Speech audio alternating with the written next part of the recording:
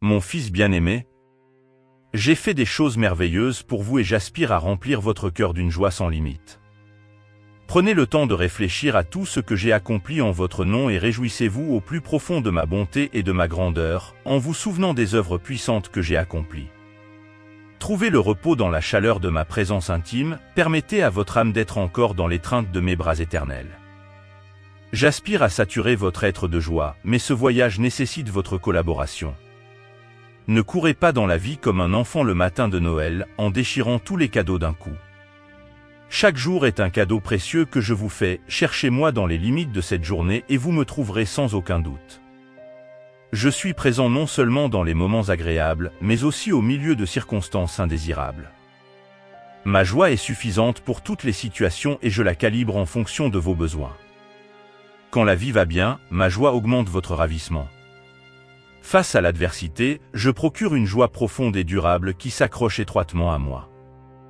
Embrasser ma joie demande du temps et du courage. Trouvez votre repos en moi seul, votre dernier recours d'espoir découle de moi. Votre esprit est souvent agité, constamment en mouvement et rarement serein.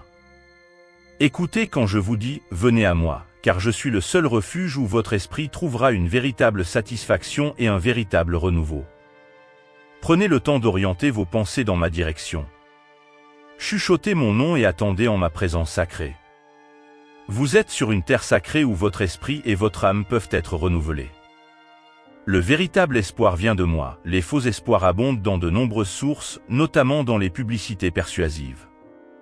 Demandez-moi de vous donner du discernement pendant que vous parcourez les chemins de l'espoir.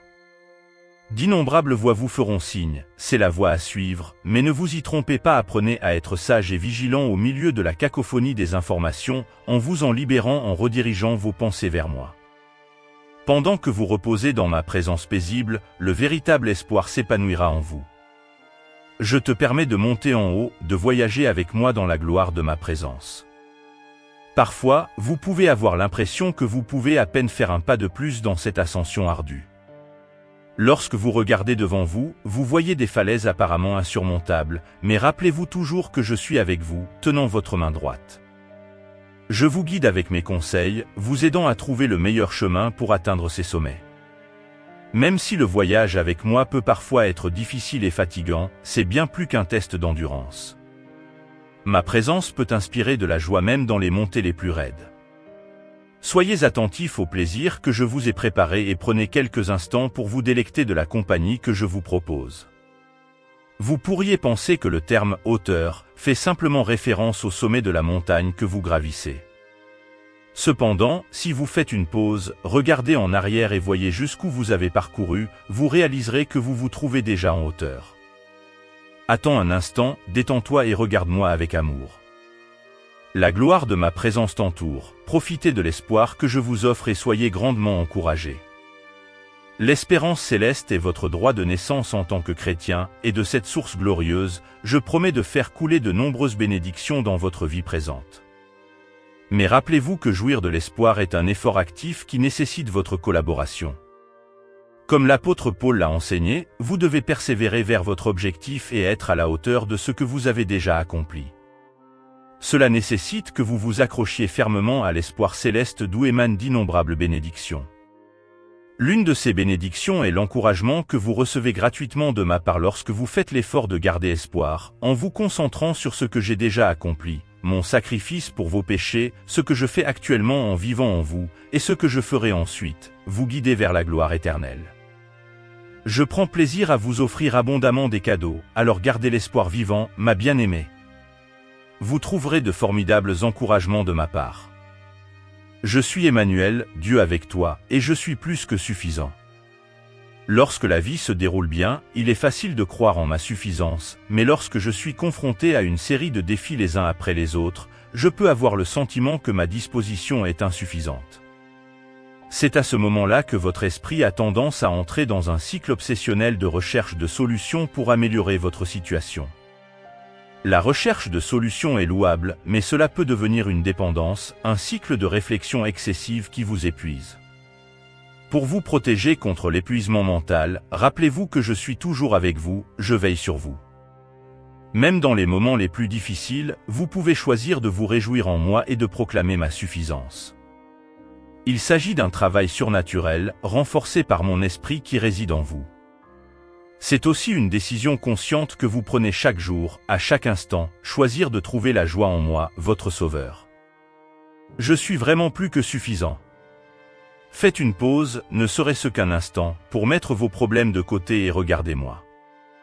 Imaginez-vous debout au bord d'un océan sans fin, sur une plage couverte de galets. Ces pierres représentent vos problèmes, ceux de votre famille et de vos amis et ceux du monde. Lorsque vous ramassez chaque pierre et l'examinez de près, elles obscurcissent votre vision de la grandeur qui vous entoure. Souvent, dès que vous résolvez un problème, vous en rencontrez un autre. Par conséquent, vous manquez la beauté de ma glorieuse présence et ne recevez pas mon aide. L'océan me représente une présence infinie continuellement avec vous. Je vous invite à mettre de côté toutes ces pierres, problèmes, même pour un moment, pour vivre pleinement ma présence et accepter mon amour sans faille. Viens à moi dans la prière et dis, Jésus, je te choisis. J'ai choisi de te chercher au milieu de mes problèmes. Pratiquez-le jusqu'à ce que cela devienne une habitude délicieuse, et gardez-le près de moi tout au long de ma vie. Vous pouvez même trouver des raisons de vous réjouir de vos souffrances, car vous savez qu'elles produisent de la persévérance.